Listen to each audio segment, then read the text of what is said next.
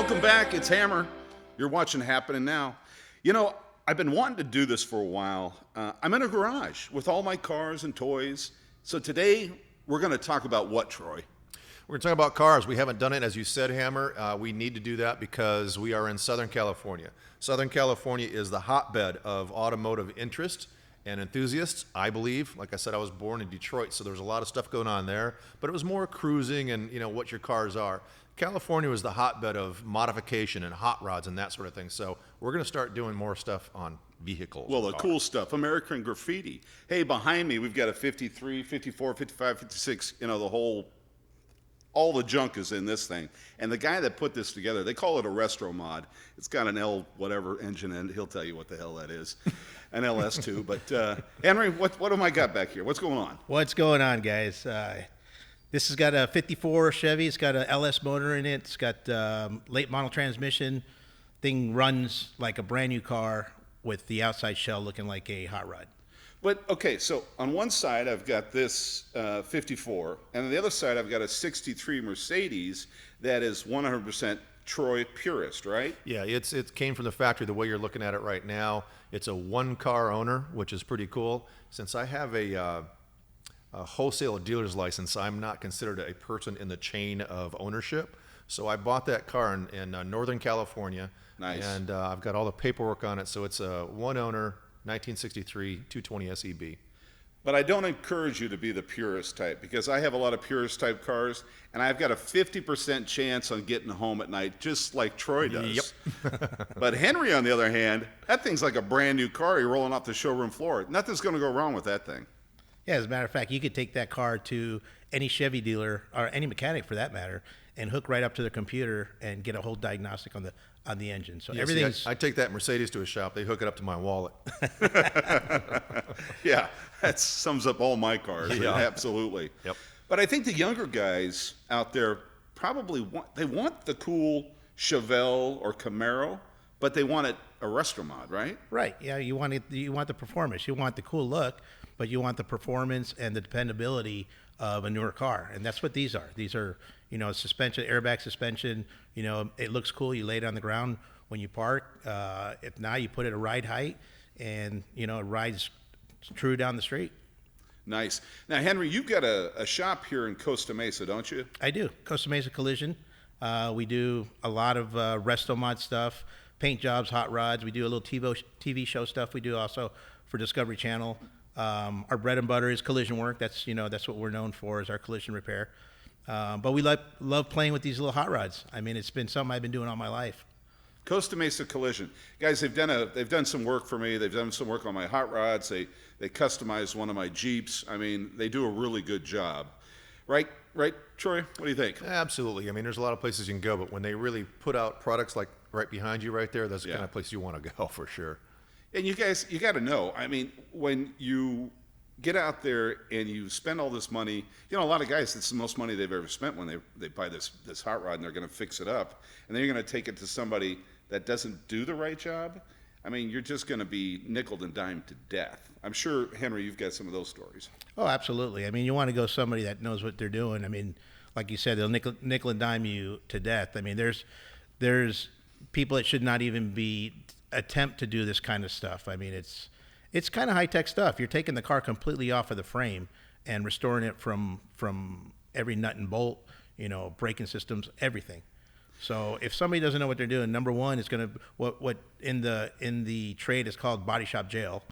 In other words, your car sits there and you've given them a deposit, and then 3, 4, 5 years later, they're still not done with your car. I had a fun one of those. When I was living back in Michigan, I had a 1965 356C Porsche. There was none around, right? It was pretty unique to have that, but I saw it on one of those old, like, Penny Saver, right? And I went to buy it. Is that even still around, the No, Penny it's Saver? not. It's not. So I took my cousin with me. It's the middle of winter. I drive out in the middle of nowhere, Michigan. You know, snow's coming down. It's late evening. And I pull up to this house, and there's a garage way in the back, you know, the shop, right, where the guy's doing his work. And there's smoke coming out of it. I mean, it was very romantic, so to speak. And I walk in the garage, and the doors were over there, the glass was over there, the engine was back there, and it was just totally apart. Now, I enjoyed putting it back together. I didn't do a professional job at all, but I, kind of pieced it back together and had a great time with it. So, there is that. I mean, you can kind of do it yourself sometimes if you want, but it was nowhere near a restoration. Well, you know me, I'm a Mopar junkie, but back in the day, you remember the 68 Chev, the beautiful step side I had. Yep. Now, before I had that, and that step side was absolutely perfect. They did a total ground off restoration on it, and every bolt was brand new on the thing. I mean, the thing was fabulous. But before I bought that one, I had bought another one on the internet, and I think I paid like $70,000 for this stupid thing. Okay, it was supposed to be tricked out like you wouldn't believe. That thing had more Bondo in it and more. I mean, it was the worst frickin' purchase I've ever made. But you can't tell half the time. No, yeah. So when you do, this is very important. When I just bought a VW bus here a while back, and Troy, I bought it through Troy, but you have to have somebody go check it out. Absolutely. You got to pay that, what is it, $300, guys? Yes. Yeah. And it's an independent contractor. They'll go out and go through the whole thing, and it's worth it, believe me, because I've got screwed on that deal. Yeah, I've Henry, seen I it. want to hear what you say in regards to the Restomods compared to all original. There's two schools of thought. There are, you can't have the two parties come together, it seems. Everybody's like, either you're this or you're that. I'm kind of between. I'm like, kumbaya. But tell me about who's buying Restomods, who's doing those compared to the original vehicles. Well, I think that right now the millennials and people that have all the money right now are the ones that are buying the Restomods. The purists are kind of going away. There's nothing wrong. I mean, I definitely appreciate, a 55 Bel Air that's all original. Sure. But right now, I think what's selling and what's hot right now in our trade is the Restomods, just because of the dependability, and that's who's buying the cars. And it still rides like a 55. Yeah. If it's all You're original. absolutely right. Yep. Yeah. It still rides like a There's 55. something about getting an old car and putting those hands wide apart on the old bake light, right? And it's like, yeah. Well, going up a hill in your bus, Well, I'm usually behind it pushing. And that's what it is. And then trying to, listen, that's such a bad example because, those buses are awesome, but they're not for going anywhere in. It's a little Sunday jaunt, and, you're going to drive it 10, 20 miles, and you can't leave it alone. You got to babysit the thing. That's true. That's the problem. Well, and Hitler made those just so you could go through the Alps and so you could see the mountains. That's why they put glass on top. Just saying. Just saying. Hey, samba, man. I mean, come on. That's samba. Yeah, that's the whole deal. That's right. Henry, what are you going to do next? Is there anything? Well, cool that you're- we're toying with some electric stuff. That's hopefully going to pan out for us. Making some conversions, maybe doing some hot rods and electric. I think that's where the hot rod world is going right now. Electric. So you got some cool news and exciting news. You were right down the street from the studio actually for years. 5-6 blocks away from Yeah, each so other it for was, yeah. years, and we're the studio's in kind of the car mecca of California. This is where all the big builders are. I mean, it's crazy around here. But Henry, you just moved to one of the busiest and best car streets in Orange County or in California, Harbor Boulevard. Boulevard of Cars, absolutely. Yeah. Yeah, we're luckily right across the street from the Ford dealer in Costa Mesa. It's a great location, and we're just barely starting to get acclimated with it. I mean, we've only been there 2-3 weeks, and already it's been fun. It's been a lot of fun. Now, Henry, wait a minute. You've done a lot of TV. That was your point to give us the address and the whole bit. I was Mama thinking didn't raise no fool.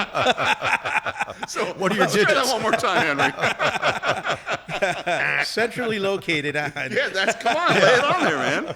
Hey, our viewers want to know. 2073 Harbor Boulevard, Costa Mesa, California. Yeah, now that's better. Okay, now we Henry, know where he's if at, I've right? got a car I want to have redone, what's my process? When I contact you, do I have like a piece of junk? I've got something that just wants to be redone.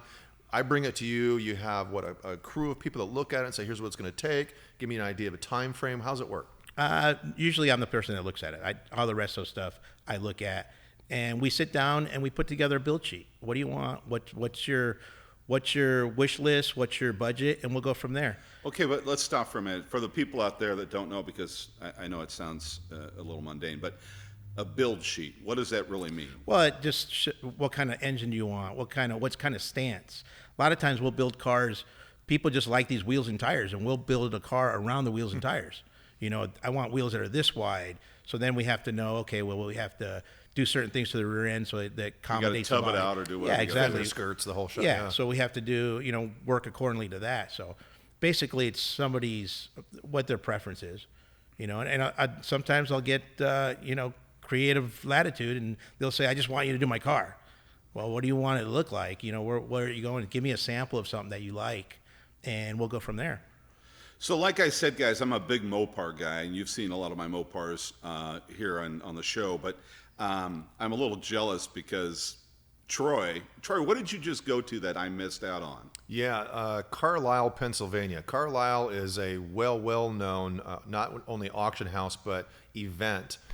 They do, the one I went to was the Carlisle Chrysler Nationals 2021. Just got back 2 weeks ago from that. I took my dad, previously mentioned on this podcast, who used to design for Chrysler back in I think we started in 55 through 58. He designed for Chrysler, and he was a honored guest at this event.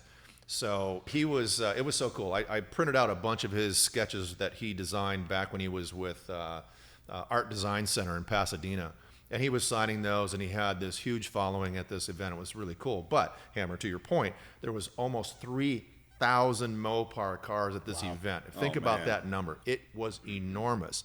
And there was everything from, here's a fender, build a car, which, Henry was just talking about, to like these just totally modified, awesome, cool Mopars.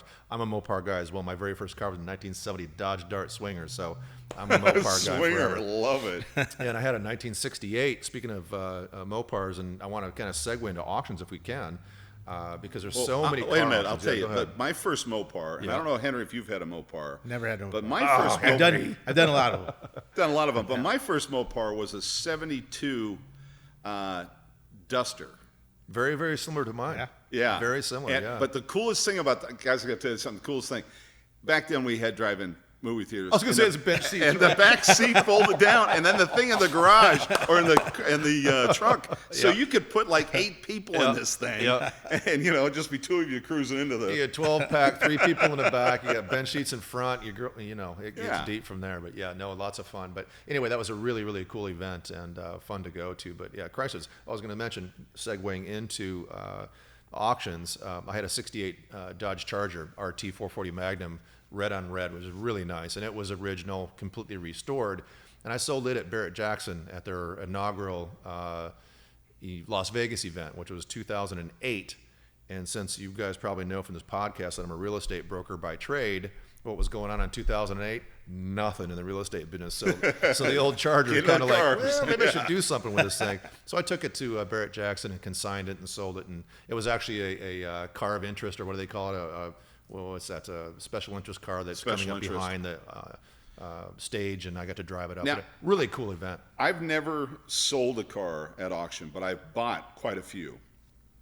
What's the experience like selling one? I've always thought that scared me too much. Well, that's the biggest thing, right? You have to decide whether you're going to put a reserve, no reserve, or a reserve. Right. I sold my Charger with no reserve because it was a packed house. It was 2008. That's gotta be scary. The market was doing pretty well. But I went to Russo and Steel, who's a local guy, right? Drew Alcazar lives right on the peninsula, I believe he does. He runs Russo and Steel. They used to, or for a while, they were working down at the Back Bay. They had an auction going on down there. And I brought my Aston Martin down there, and I put a reserve on that because it's a much smaller space. Didn't know if there was going to be that kind of money in the house, and thank God I did. I mean, it got up to like 20 grand. I'm like, So next day I went and got my title, picked it up, and took it home with me. I went to that one. That was like 5 years ago, whatever it was. Exactly. And they haven't done it since. No disrespect to Russo and Steel. They do a good job. But this particular time, that time of day, there wasn't enough people in that room to get the number where I wanted it. Yeah, but I think, unfortunately, even though we've got the big granddaddies of iron in this town and in California, I don't know if Newport Beach is the right place to go. I think Vegas is the place to be when you go to an auction. Well, you remember Barrett Jackson tried to do at the Orange County Fairgrounds. That didn't do very well either. No, and I went to that one also. I bought a 92 Hummer, fully ground-off restoration, blown 454 in the thing. I mean, everything was freaking amazing. They had no reserve on this thing. Wow. They were hoping they were going to get like $160,000, $170,000 for it, and I paid $60,000. Oh, you stole it. And those guys that's- were crying, and oh, I I was bet. like, you know, and just for the folks watching, auctions do come with a cost, right? If you're selling, I think it's a 10% premium. If you're Yep. buying, it's a 7% premium. Right. So think about what those auction houses make on every car, 10%, 17% basically on every car that goes over the block. They do well, but it's an incredible marketplace. I mean, the collector car market right now is going through the roof. and they still get that 10% if the car doesn't sell, right? I do not believe so. No, they- I think I think only they if it do sells. take something. I'm not Yeah, sure. they get the 10%. They just don't get the 7% to Right. buy. No, Right. you give up that 10% no matter what. Henry, are you used to auctions? You sell cars at auctions? I at don't all? sell cars at auction. A lot of the cars that I've built have sold at auction, Okay. but I'm too busy to do that stuff. I bet. Yeah. Did you see that Grand National the other day that sold at Barrett Jackson? They're sleeper cars, Grand Nationals. Oh yeah. Yeah, but this one had original, 14 miles on it, Wow. and they brought it up on the casters, and I thought, wow, it got up 60, 70, 80 grand. It sold for over $200,000 for a Grand National. And those had all square lines, right? Those Yeah. square- It was a square, refrigerator. square. Yeah. Is it a turbocharged V6 or something? Yeah. It's They were crazy. V6s in those? Yeah, I think they were Oh, I didn't V6s, realize yeah. And that. it was the all black with the kind all of the black, velvet yeah. red. I don't think they make leather, one that wasn't black. Yeah. It's like Henry Ford, right? You can have any color you want as long as it's Well, black. it's black. Yeah. Black is good. Yeah. So, Henry, what's your favorite? I would say line? I'm a big fan of the Tri-5s, 55, 56, and 57 Chevys. My favorite is 55s, hence I'm building one. I'm hopefully to get delivery of it here pretty soon. But that's my favorite car. That's to me that's like the epitome of American hot rod. That Tri-5 years. That's the direction I like to go. I'm one of those backstabbers because, at Troy, as you know, I love my Mopars, but I've had a lot of Chevys. And I love my Chevys. I love my Chevelles, my Camaros, my 68 step-side S10s. Other than that, I mean, that's it for me is Chevys and Mopar. Yeah, I've never had a Chevy. I have a ton of Mopars, but now it's like, as my wife says, you didn't buy that, right? Something shows up in the driveway. You didn't buy that, did you? Yeah, I kind of did. So, but, Don't look over there, dear. You just gotta. I like diversity. There's so many cars, like the Mercedes behind you. I bought that, as I said, one owner car, Northern California. Oh, speaking of that, we can talk about provenance with vehicles and stuff like that. You know what provenance stands for, right? Lay it on us. It's a French word for where the fuck did that car come from. When I bought that, check this out. This is the kind of booklet I got with it. One owner. look at that. That's There's awesome. the letters from Germany. He took delivery in Germany of that car, and I have all the letters for it. So that kind of stuff really increases the value No doubt. of that kind of car. Some pedigree, a little pedigree in it. Yep. Yeah, the Provence. I mean, that all came from, just so you guys, I'm sure all of you know this, but that in the art world, if you're going to sell a piece of art, it has to have that or it's not going anywhere. How that goes. Yeah.